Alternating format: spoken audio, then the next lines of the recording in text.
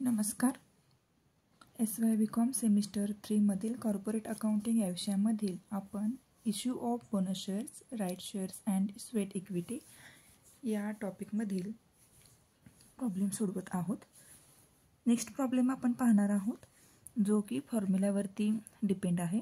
या प्रॉब्लेममध्ये आपल्याला व्हॅल्यू ऑफ राईट्स शोधायचे आहेत आणि त्यासाठी assume market price find out करायचे आहेत. प्रॉब्लेम आधी रीड करूया. श्री प्रथा textile limited with existing equity shares capital of ₹50 lakh in the form of equity shares of ₹100 each fully paid. The market value of the share is ₹160 each. The company announced right issue for existing shareholders in the ratio of 3:5 at ₹120 per share. All the existing shareholders accepted the offer. Calculate the value of right.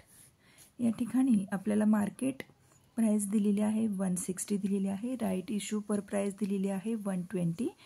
या ठिकाणी आपण पाहू शकतो 120 ही market price दिलेली आहे आणि existing price आहे 160.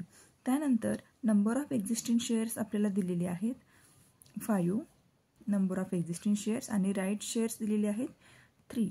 त्यानुसार आपण आता फॉर्म्युला घेऊया. कसं सांगितलेलं आहे पाहूया. द रेशो ऑफ राईट इश्यूचा दिलेला आहे 3:5. Market value of existing equity shares दिलेले आहेत 160 जे आत्ताच आपण प्रॉब्लेममध्ये फाइंड आउट केलेले आहेत. Value of right shares as per companies offer rupees किती आहेत 120 पर शेअर इथे जे दिलेले आहेत ते. आणि आता आपल्याला फॉर्म्युला घ्यायचा आहे assume market price is equal to market price of existing shares into number of existing shares plus right issue price into number of right shares issued divided by number of existing shares plus number of right shares. असा हा formula आहे जो तुम्हाला पाठ करावाच लागणार आहे. आता या फॉर्म्युल्यामध्ये आपण इथे दिलेल्या प्रॉब्लेममध्ये दिलेल्या अमाऊंट्स भरणार आहोत. मार्केट प्राइस ऑफ एक्झिस्टिंग शेअर्सची अमाऊंट दिलेली आहे 120 ते आपण इथे घेतलेली आहे आणि नंबर ऑफ एक्झिस्टिंग शेअर्सची अमाऊंट आहे 5 ते आपण ह्या ब्रॅकेटमध्ये घेतलेली आहे. Plus number of existing plus right issue price आहे 120 राईट इश्यू प्राइस आहे 120 आणि राईट शेअर्स प्राइस आहे 3. 120 into 3 divided by number of existing shares 5 plus number of right shares 3. हे आपण इथे पूर्ण अमाऊंट घेतलेले आहेत. आधी आपण ह्या दोन्हीही हे ब्रॅकेट आपण सोडवून घेणार आहोत. 800 अधिक 360 या ब्रॅकेटची गुणाकार आलेला आहे 800 आणि या ब्रॅकेटचा गुणाकार आलेला आहे 360 भागिले 8. 5 अधिक 3 बरोबर 8. आपलं उत्तर आलेलं आहे 1160 भागिले 8 आणि फायनल आपली अजून मार्केट प्राइस जी आहे ती आलेली आहे ₹145. आता आपल्याला फाइंड आउट काय करायला सांगितलेलं आहे calculate the value of right. त्यासाठी हा फॉर्म्युला इथे पाठ करून ठेवायचा आहे. Value of rights is equal to current market price minus assumed market price. आता करंट मार्केट प्राइस किती आहे 160 आहे आणि अज्युम मार्केट प्राइस किती आहे 145. इथे लेस करून आपल्याला मार्केट व्हॅल्यू आलेली आहे ₹15.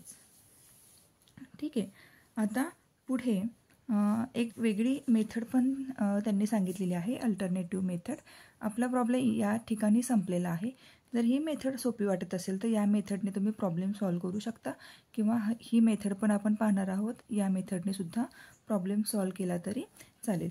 काय दिलेली आहे अल्टरनेटिव्ह मेथड. व्हॅल्यू ऑफ राईट्सचा डायरेक्ट फॉर्म्युला दिलेला आहे. Value of rights is equal to number of right shares divided by total number of shares after rights issue into current market price minus right issue price. तर number of right shares आपल्याला माहिती आहे 3. त्यानंतर त्याला divide करायचं आहे total number of after issue 5 + 3 जे आपण या ठिकाणी इथे या ठिकाणी घेतलेले आहेत इंटू करंट मार्केट प्राइस आहे आपली 160 आणि वजा करून राईट इश्यू प्राइस आहेत आपली 120. ते आपण इथे वजाबाकी करायची आहे. इथे आलेला आहे 3/8 गुणुले हा ब्रॅकेट आपण इथे सोडवून आपल्याला उत्तर मिळालेलं आहे 40. मग हा गुणाकार करून इथे 8 म्हणजे इथे 3 × 5 कसा आलेला आहे इथे आपण भाग घातलेला आहे. 8 × 8 = 8 × 5 = 40 आणि 5 गुणिले 3, ठीक आहे. 5 गुणिले 3, 5 त्रिक 15 अशी आपले मार्केट व्हॅल्यू ऑफ राईट्सची अमाऊंट इथे 15 अशी आलेली आहे. दोन्हीही मेथडनं प्रॉब्लेम सोडवला तरी उत्तर आपलं 15 असंच येणार आहे, ठीक आहे. असा हा आपला प्रॉब्लेम आहे. काही समजलं नाही तर तुम्ही कमेंट बॉक्समध्ये कमेंट करू शकता. थँक्यू.